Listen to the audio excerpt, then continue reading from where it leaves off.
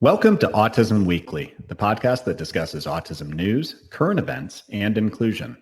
Each week, we welcome a guest to the program to share their unique perspective and expertise as it relates to the fascinating world of autism. I'm your host, Jeff Skibitsky. I'm the founder and president of ABS Kids. I've been in the field of autism and applied behavior analysis as a clinician and advocate for nearly 2 decades. This week, we welcome Program Director of the College Internship Program, CIP, Jenna Knauss, to the podcast to talk to us about the ways parents can help their teens ready for adulthood and the community resources that might be available to help. The College Internship Program has locations across the country. They've focused on helping young adults on the spectrum find success in college, employment, and independent living since 1984. I'm excited to learn more. This is such a needed service. Jenna, welcome to the podcast. Thank you. It's good to be here. Well, I'm excited because this is one of those gaps that exist. I think the biggest fear for a lot of families is that transition into complete independence or adulthood. And I'd love to hear from you is, what is that, and I'll call it a wow moment, but what is that time that connected you to say, this is important to me? Yeah, wow, that's a great question. When I talk to families about this, sometimes I love pictures and I love stories. So I ask them to imagine kind of standing over the edge of a cliff and you see something really amazing on the other side, but you're just not sure how to get there, and you definitely don't want to fall over. And I think that's what we try to do here at CIP is really just help kind of bridge that gap and provide enough scaffolding such that a young adult, can get to that place. And for me, I think I have so many moments like that here at CIP, but not without the challenging moments either. Every day it seems like I learn about a new challenge that a young adult is going through, and then we're back to the drawing board trying to figure out how to help them through that. So for me, I started here as a therapist and as an educator. I taught social skills courses, and it was a huge learning curve because as one of our board members, Stephen Shore, says, if you meet one person with autism, that's it, you've met one person with autism. And I was kind of thrown in on the first day, and I learned, I had done some work in private practice with young adults on the spectrum, and certainly read about and knew my research and curriculum. But I started, I think, on day one teaching 3 or 4 social skills classes, and I just remember that the students were the first to correct me and the first to tell me what was working and what wasn't, and I'd go back and reconfigure the curriculum, and I learned a lot, and I learned it from the students. But the moment when things really clicked for me here, and I knew it was where I wanted to be and that this was what I was passionate about, was probably one of the first convocation ceremonies that we host convocation every year, which is just kind of like our end of year celebration and graduation ceremony. And we had to host one virtually at the start of the pandemic, which was a huge transition. But one of the benefits of hosting it over Zoom was that we could invite people who wouldn't otherwise be able to attend. And in this instance, we actually had a young man who was in our program and had to leave early because he turned out was diagnosed with cancer. But he was able to Zoom in from his hospital room, and he was when he was here, one of the most animated young adults that we had. He was heavily involved in creative arts. He was a student leader and part of the student council. So the fact that he could join us was such a huge moment. And we went through the convocation ceremony, and at the some of them started asking questions via chat about him and how he was doing. And one of the students commented on his hair. He had lost his hair by that point. And he stopped the ceremony. We had about 200 parents and professionals and students present, and it was all over Zoom. And he stopped the ceremony and he said, I just want to share that what that student asked me about really hurt my feelings. It was kind of hard for me to be asked about something so sensitive. And I had a panic moment, sort of like, what am I going to do and how am I going to manage this over Zoom? And to be honest, there was a part of me that was probably thinking, oh my goodness, that, the ceremony is just going to go south. And there was that piece of me, wondering about what other people were thinking. And I didn't have to do anything. It was just remarkable. My students jumped in and they began to talk to each other about why that was a sensitive topic and how it could have been managed. And they began to, one, provide some constructive criticism to the person who said it, and number two, jump in and support this fellow student of theirs and tell him all the amazing things that they loved about him. So I guess, just in other words, there was just this moment where I was probably tearing up myself because I realized I don't have to do anything. Like, all I had to do was hand them the curriculum and try my best to be a solid teacher and presence in their life.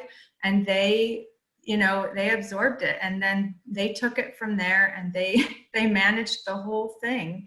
And it was just incredible to see, one, that something had stuck and that they were using it live in their lives, that the community, that they felt like they were part of a community and it meant something to them, and they wanted to kind of get it back on track. It's amazing. I would be so proud of any group to be able to moderate themselves and to be able to take the skills they've done and kind of show that honesty, that transparency, that resiliency that you're describing, of putting themselves out there and talking through and working through a problem. So you definitely did your job there. If empowering them was what you were trying to do, is create that community, but also giving them the skills.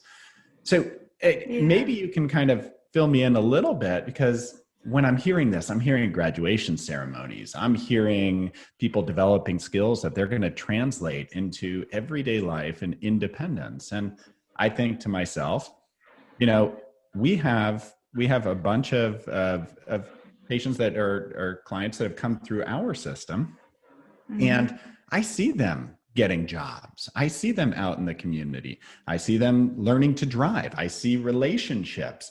Is this the goal of CIP, is to empower people to do whatever it is that they're able to access? Yeah, yes, absolutely. Our goal is first and foremost to take a student and meet them where they're at. I think every family here, every student comes in with a story. Sometimes the stories are filled with difficult experiences. They've had to navigate IEP meetings in the school environment. Some of them have experienced bullying and other difficult circumstances in their life. So our program looks at a person as a whole person. It's a comprehensive program, and what we mean by that is that we're trying to help young adults develop the skills that they need in every area of their life. So we help them develop a wellness plan. We certainly emphasize independent living skills. So our students live with us in apartments on campus, and they have about 12 hours of support every week just in the apartment to help them learn to cook and clean and develop a routine and learn the executive function skills that they need in order to carry out that routine. But in addition to that, we help them think about who they are and what they're passionate about, and form a realistic picture of their strengths and their weaknesses, and launch into either a career or academic plan, or a combination of the two. And I could talk more about what those look like. But underlying all of that, of course, are all the social skills, the emotional development that they need in order to launch into the world as a whole, grounded, well-rounded individual. Yeah, I mean, all of those opportunities sound amazing. And these opportunities to be able to live independently, but just with some guidance, that wasn't always available. I mean, what did it look like 10 years ago for a lot of these young adults who were diagnosed with autism and they were trying to enter the world. Did they have these resources? No, or they were few and far between. And our founder, Dr. McMahon, and that's part of the reason that he started this program. And I'm here in our flagship location in Western Massachusetts, and we've been around for over 35 years. So if you go back even that far, he recognized, and he himself he's a psychologist and is also diagnosed with autism, but he recognized that there weren't programs like this, and that in fact, at that time, again, rewinding over 35 years, individuals were institutionalized. So we've come from all the way from that to say, 10 years ago, where I think we were just beginning to develop awareness around this diagnosis and what it means, and all the way to where we are today, where you can turn on Netflix and there are I'd probably find 4 active shows that are depicting something about an individual with autism, which is fantastic. It helps create awareness. But the other wonderful thing that I think is happening today is that businesses and organizations are making space for individuals who are on the spectrum, and not just making space for them within their organization, but also recognizing that they bring a unique skill set and talents that I don't have, that you don't have, that, we're all unique, but some of our students here, when they really understand what they're capable of and passionate about and how that might translate into a job someday, we recognize that they bring something that nobody else does. And I think that's where we are now. And, but 10 years ago, we were just starting this conversation, I think. Absolutely. And most of the schooling situations, most of the treatment options are about helping the child within their environment that they're in. And it has been focused on the pre-education, the elementary education, all the way through high school and social skill development. But there is that cliff. It hasn't been an easy transition. And you've talked to a lot of these teens and their families. What did they say? What's their experience like thinking about leaving the school system, thinking about not having those supports, or if they had accommodations or modifications to what was going on in their daily routine? Is there fear? Yes, absolutely. I mean, I think it's the first thing that people say if they're here on a tour, I'm just talking to them. I don't know what comes next, or I have some idea in mind, but I don't know how to get there. And I think it's, and they've come from a pretty structured setting where, for the most part, if you talk to the young person, they will say that they've been part of meetings and kind of talked about, but not necessarily to. And so we try, even from day one during our tours here, to put students in the driver's seat, to really emphasize that we're trying to help them really take charge of their lives. But it's what does that actually look like? And we have we set that up here at CIP by first starting with a support system. That's our staff, and to kind of wrap around the student and help them begin to understand what they need moving forward. But even for individuals who don't have that, I think you can create it. And I think it's a matter of potentially breaking it down into different categories. So for example, what does a post-secondary learning setting look like for me, and what did my accommodations look like in high school, and how can I make sure I get those in college? And sometimes it's a matter of finding the right professional who can help translate for you and help you learn the language so that then you can advocate for yourself. Mm-hmm. And that could be a therapist, it could be a coach who specializes in this kind of work. It could be a tutor. Sometimes it starts with parents. Mm-hmm. But imagine even a peer. I mean, from your first story, Jenna, it sounds like peers are probably that first line of defense and information anyhow. Yeah. So when you're talking about this transition, and I mean, I guess it's putting it into perspective of you have somebody entering into a new world, self-determination. I appreciate the fact that your organization brings people into the dialogue about themselves. It seems like something that logically we all should do, but it's missing sometimes.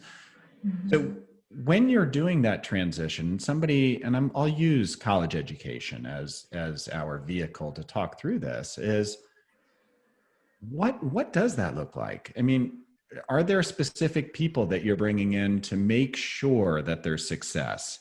Is it about the routine of college? Is it about navigating those relationships? Even knowing, how do I invite people out for dinner after classes? I mean, does it hit on everything? Yes. So we could take college, and one of the things that we do here is we offer a course called Introduction to Post-Secondary Learning. And the idea behind that course is one, to help students better understand their learning and listening styles, and number two, to really understand what post-secondary learning looks like, because we just go immediately to college, right? It might be I'm thinking about transferring to a university, but it could also be a trade school. It could be that you're launching directly into a career and you're going to take a certificate course, or you're going to do an apprenticeship. It could be something as what sounds as simple as taking a learning permit test. That's a form of studying for that, as a form of learning, and you can request accommodations for that test, and you have to figure out, how to share with someone your diagnosis, or that you have accommodations for that driving test. But we, first of all, want to help a person understand what post-secondary learning is and where they might fit in there. Second, it is, if let's say you're thinking about going to college, then we're looking at the accommodations you had in high school and really putting language to that, as in translating what does that actually look like in a college class. And the next question is, how do I communicate that to my professor? So we often will accompany students to meetings with their professors and help them practice the language they need to use to talk about their accommodations. Because I think, unfortunately, many young people assume that if you hand a set of accommodations over to a college professor, that's it. They're suddenly going to magically be put in place. But actually, for many professors, you have to share with them what these accommodations look like in real time, and kind of break it down for them. So we help them develop that language. Sometimes we join them in those sessions. But beyond that, and I think that's where it could stop short, how do you navigate a college life? And so one of the things we do is we bring students to the college gym and the cafeteria. We use a social skills curriculum and then practice it on college campus, so that it transfers from the classroom to the real world. So it's really approaching it from social emotional angle is so important. Sometimes it also means, talking to your therapist about how you're feeling in class, if social anxiety is an issue for you, or something happened with a classmate and that, kind of reminded you of something that happened earlier in high school, and how are you going to navigate through that? So we try not to miss any angle, I guess. It sounds like you're hitting a ton of angles through that process. But when I'm listening to what you all are helping to be able to allow people to access, I mean, it's driving, it's class selections, it's peer relationships, it's navigating the world around them. It's helping people to really get to their passions and making it a viable path forward, so that they're not being hindered by anything, is that they can really explore what's important to them. Is there anything that you do, and maybe it's through the intake process, maybe it's through discussions, to help people to realize, how to make their passions real life work, or how to be able to make sure that everything they're hoping to be able to do is that they have a vehicle to get there? Yeah, sure. One of the things that one of the concepts that our career coordinator is kind of first to introduce to people is something called the iceberg theory. And I'm sure we this comes up and can be used in a lot of different ways. But in this case, he's really encouraging a student to think about what they're passionate about and how that might translate into something they're interested in. And so, for example, let's say a student loves animals, and they think they might want to work with animals someday. And this is a common theme. And they say, I think I want to be a vet tech. What you see at the top of the iceberg there, I think, is that you get to work with animals, and it sounds wonderful, right? But one of the things that we really dig into is, what does that actually look like on a day-to-day basis? And what are the technical skills and the transferable skills, or the soft skills, that you need in order to do that kind of work? So beneath the iceberg might be that you've got to get pretty dirty every day. You're maybe, handling animal fur and feces, or having to transport them from one room to another, so you have to lift them. And sometimes students, they realize in that moment that what's beneath the iceberg isn't exactly what they're interested in every day. But we can still take that love of animals and think outside the box and think about how they might be able to turn that into a career. So, for example, one student, he loves the animals, and he loves to be around people, and he loves to talk. And so perhaps if he loves, something that he's thinking about is potentially training emotional support animals and bringing them into assisted living facilities. So that's, kind of one way that we take what a student's passionate about. We try to think realistically and help them really self-reflect and develop self-awareness around what they love versus, what they're capable of. And we all have to do this. We all have sometimes those moments where we realize that we're challenged in different ways. I can think of, things that have happened to me in the past week or so, where I realized, oh, maybe that's not what I'm cut out for, or where my strength lies. But we really try to dig into it with them and break things down into smaller steps and paint a clear picture of what they're looking at, and then really think outside the box, which we did with that student. And I think I've heard you say twice now. Once was that, you got to meet people with where they're at. The second one being that you meet somebody who is autistic, is that you've met one person. You don't know the skill sets of everybody. And you'll have people in the career world who are doctors.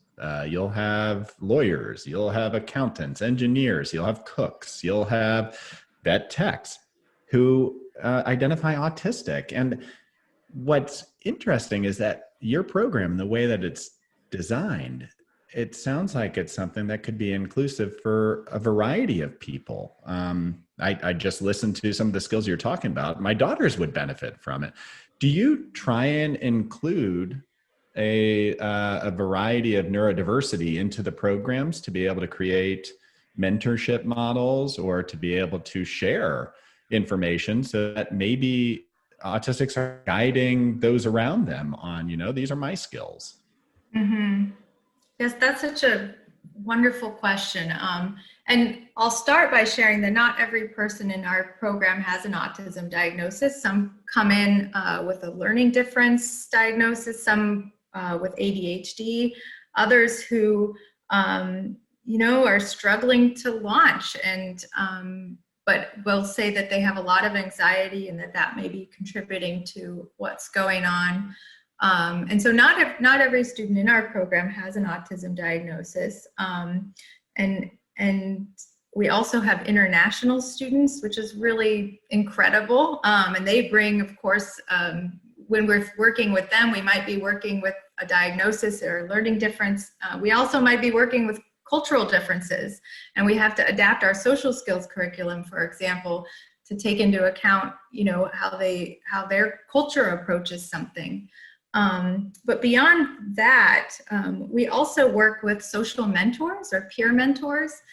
We try to bring in college students and master's level students who are working either in the field of mental health or human services, who are actually pretty close in age to a lot of our students, and work with them more or side by side, I should say, sometimes in the apartments, having meals with them, taking them out to lunch, going to the library together.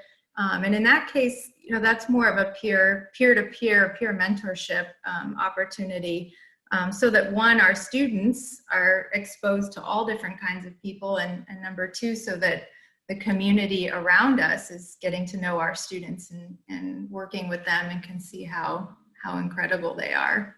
Yeah, and the way that you're describing this, and I'm just watching it, I know this is a clinical program or a program for independent living, or the way that it's so comprehensive.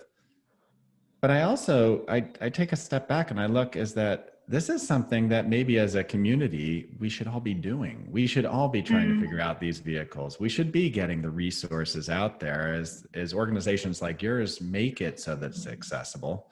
But maybe it's a mindset too, that we all need to start changing and asking the questions and figuring out these resources and helping one another. So what advice do you have for teens who maybe are right now, they're doing great in high school, but they have that fear of entering into adulthood? What should they be doing? Should they be reaching out? Should they be talking with others? What's your recommendation? Yeah, I think you hit on a passion of mine, so I'm glad we get to talk about this. I wholeheartedly agree. I think I was sharing earlier that I wish that I had a program like this when I was in college. We have a course here called Relationships and Intimacy Development. And we cover everything from dating to, boundaries in relationships to healthy sexual practices. We have a course on online safety. And I think to myself, I could have used those kind of classes, and so could my sisters. And I work with a handful of young people in private practice who are neurotypical, and I think to myself, they could use a program like this. But in the world is getting more and more difficult to navigate, and I think young people today have so many more complicated and confusing things that they're facing. And so, yes, I think colleges or any post-secondary learning setting would do well to bolster up their curriculum around social emotional development and just basic life skills. I mean, I don't know, I think I had a tiny bit of this in college, but how many of us learned about, our credit scores? And I remember having, seeing banks outside the student center when I was a college student, trying to get us to sign up for credit cards, but there was no curriculum around it. We didn't really know what we were signing up for. So I think my advice to young people is to build a support team. A big part of transition and building resilience is having a solid support team around you. And you don't have to have a program like CIP to do that. But a sort of support team is everyone from your mentors to trusted family members. It could include a therapist, a life coach. I'm not saying you have to go out and hire 5 professionals to see every week. It could be, calling up an aunt who is really good with finances. And that's a free service, hopefully. But actually explicitly saying, would you be part of my team, as corny as that might sound? But I'm going to need some help. And I'd like to talk to you about finances, or I'm interested in this career, but I don't actually know a lot about it. Could I come shadow you for a day? So just thinking creatively about who you might need on your support team and asking directly for them to be part of it, and considering them as one of the people that you could reach out to, whether it's navigating, the cafeteria on a college campus, or the registrar's office, or, figuring out how to ask for accommodations on a driving test. But I think that's the biggest advice, is that we think we're in it alone. And sometimes our culture, especially here in America, emphasizes that.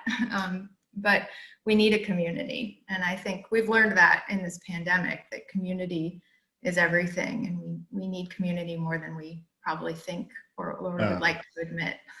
For sure. And I appreciate the fact that you said that, because you look at most successful people in the world in general, these are people that probably reached out to learn new skills, never were hesitant to ask questions, to gain more information, brought in people, built a network, which is that community, built a team around them.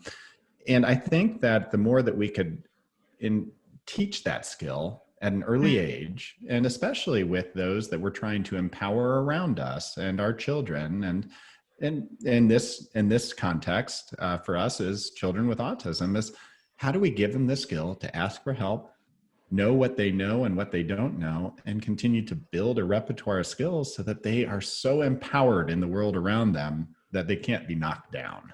And I think that's super important to realize. Well, I appreciate, Jenna, your time today. And I will say is that when you said comprehensive, I don't think I took that into heart until I started hearing everything that you're looking at and everything that you're trying to do. But I think there isn't a piece that I would disagree with. I think it's a wonderful program.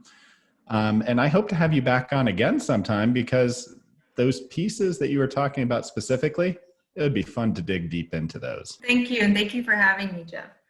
And before we take off, I know that you said that CIP is something that it's more than just in Massachusetts, which is where your flagship is. And there are similar programs out there, but where are the resources found?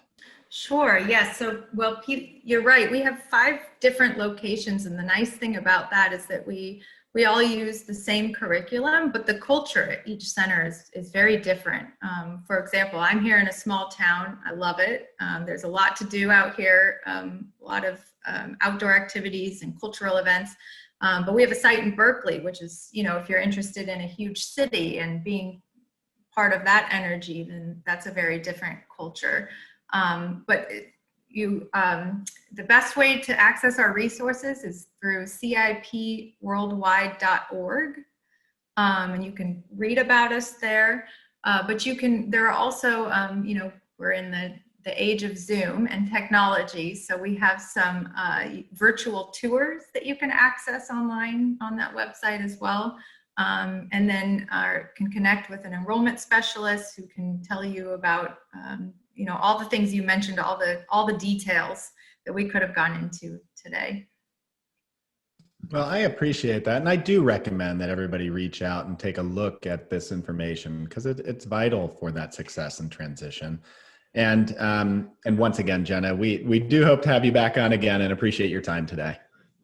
Thank you. Thank you for listening to Autism Weekly.